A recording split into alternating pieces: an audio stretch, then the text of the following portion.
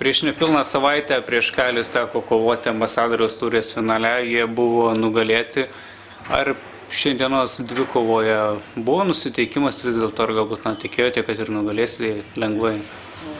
Ne, aišku, ėjom kovoti, kai visą laiką niekas nebus pergalės nesiteikė. Tada laimėjom šiandien, man patys kaip gavosi. Kovojam, ką buvo traumuotų žaidėjų, ne visi lošia pas juos, kai girdėjau irgi, ta pati situacija. Laimėjo stipresnį šį dieną. Pačiam sekėsi lyg ir neblogai, tačiau, kiek žinau, žaidėjai iš tiesų sergantis. Sekėsi, bet tai ką laimi komanda, kaip galbūt. Ne vieną aš tai žaidžiau.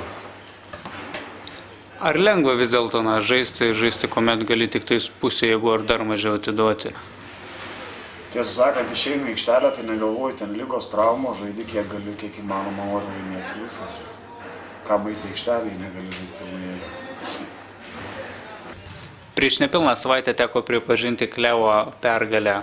Kaip šiandien, ar buvo papildomos motyvacijos kovoti? Ne, žinoma buvo. Turiu minti, ambasados turi pralašint didelių skirtumų. Tai iš tikrųjų vyrai norėjo įrodyti, kad čia toks buvo kaip atsitiktinumas, kad jau daugelis šį sezoną mums yra nurašę. Paprasčiausiai ir mes patys savo norėjom įrodyti, kad vis dar galima pakovoti.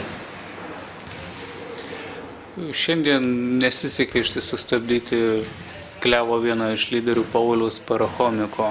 Kam buvo patikėta jį ginti ir kodėl nepavyko? Aš prieš rungtynes mes nieko konkrečiai negynėme, nes paprasčiausiai aš apie jį net nebuvau girdėjęs, tik tai video mačiau YouTube, kaip jis dėjo širšaus. O taip išėjo, kad Aušvydas Petraitis įdengė, bet visiškai nesitvarkė, įmetė 29 taškus. Tritaškius gerai mėtė, taip kad galima sakyti, jis vienas beveik ir tempė Klevo komandą.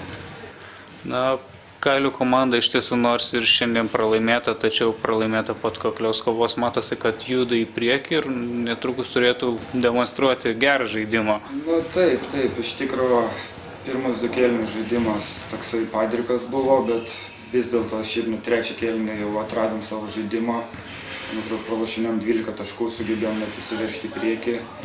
Manau, kaip komandos žaidimo aš patenkintas esu, tik tiek, kad rezultatas pralašėm, bet nuteikia optimistiškai.